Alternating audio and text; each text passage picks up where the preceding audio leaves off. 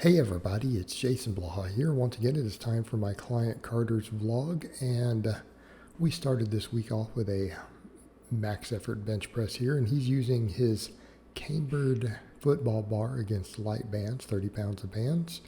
And I'm pretty happy with this. I believe it's 275. I think those are 25s. But considering he's doing a closer grip there, that deeper camber, we're pretty happy with that. Plus, considering there's bands added to it, pretty decent overall. I still have him doing a lot of dumbbells at the moment to continue to bring up his chest, although we've scaled the overall volume back just a hair because we were running into a little bit of recovery issues. So we do dumbbells here. And something that we'll need to note here, he only sent footage obviously for one lower day because we're taking him to double dynamic effort.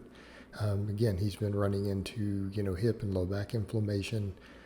Again, very, very long-term overuse problems that started well before he hired me. He couldn't squat and deadlift at all when he came over to me, just due to the inflammation and injuries he's accumulated. And we've decided it's in his best interest for now to just keep doing all the assistance work, the traction stuff, get really strong at the reverse hypers, and all of these things, and just speed work for his lowers. And believe it or not, that will continue to put muscle on him and raise his strength ceiling. I think people would be surprised what will happen if you did that and you couldn't do max work for whatever reason, or heavy squats and deadlifts, and eventually you build up to where all your inflammation's gone, everything's healed. The amount of muscle and force production you build off that will actually still take your maxes up higher. They can possibly be higher than when you quit doing that if you did it for, several months. So for his upper body day, though, we're continuing to do the lat pull downs. He does them with his thumb over grip because he's got, again, inflammation in the radial brachialis area. So we do that after the dumbbells. Then we do a variety of shoulder exercises. At the moment, I have him doing some front raises, and then we're doing lateral raises. And then we do the band press down for his triceps. And as you guys know, that's pretty much all I ever have him do for his triceps is band press downs, because his triceps are dominant. He's built really big triceps. They're strong.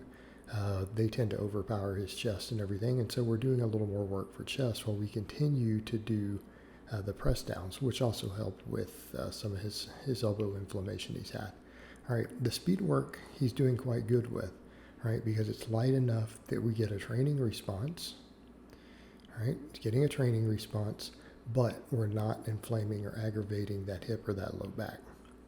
And we're going to continue to rotate these around with the bands, change everything else. So again, he's doing conventional pulls using his little shorty bands right there on the rack, which actually have worked really well for him with that setup. And so if you have a rack like that with those extra attachments, the shorty bands are not a bad way to go for pulling. Right? They're not a bad way to go at all. I just started using mine on my bench, and I'm happy with them. The longer ones are what you want for squatting, and definitely what you want if you have band pegs on a rack. But if you don't, that setup works really good with the short bands, as you guys are seeing him use it there.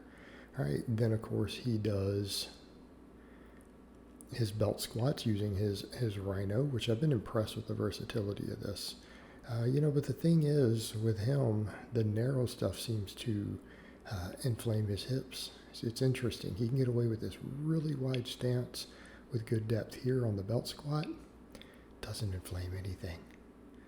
Those wide stance box squats, they don't inflame anything. So it's great. We can continue to strengthen his hips. And then, of course, we use the reverse hyper for his low back. Now, obviously, glute ham raises, we use it because he has one and his posterior chain needs work anyways. And it is, arguably, because I always use that word arguably because I don't like the idea of best exercises for a muscle. But I would say if we had to categorize one for the hamstrings, glute ham raise comes real close. And I'm not saying that other movements can't facilitate some extra growth there on top of it. And I always want to keep that in mind. Even if you have a movement's the best movement you could come up with for a muscle, adding a second one somewhere will still probably give you a little more growth potential. So always keep that in mind. Because again, the nature that muscles work through their different functions. All right. But the reverse hypers, he's still, again, not very strong at these, no matter how much work we put at them. So it's going to take a long time. And it's because, again, that low back is weak. His low back is weak.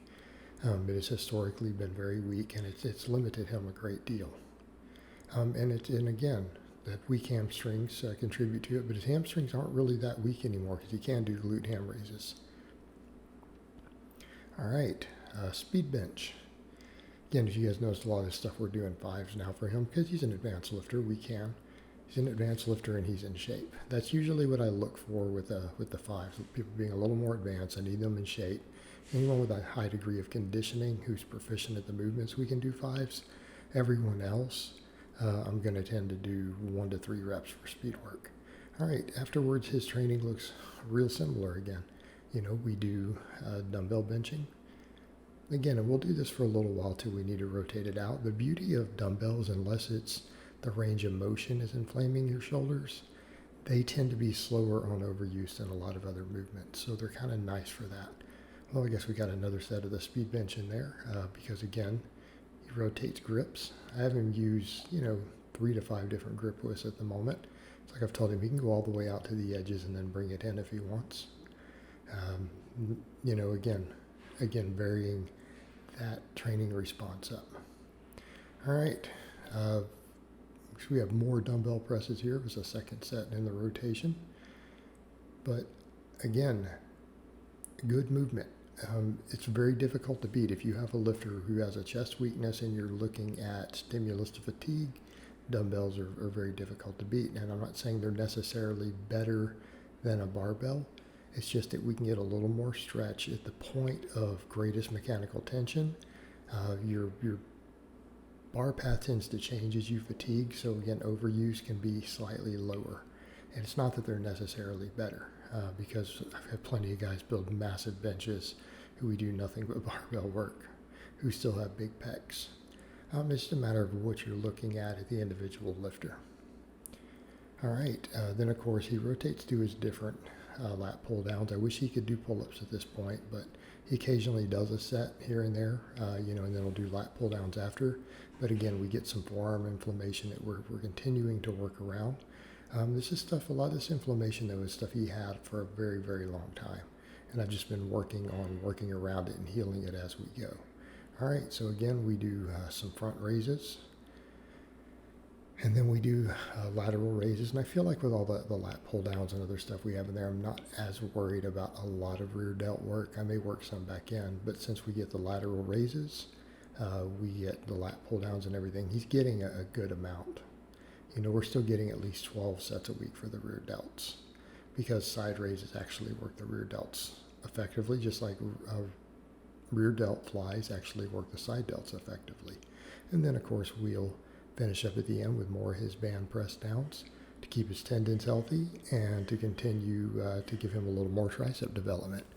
All right, guys, but that's really all I have to say on that today. I hope it's been informative, and I'll talk to you guys next time.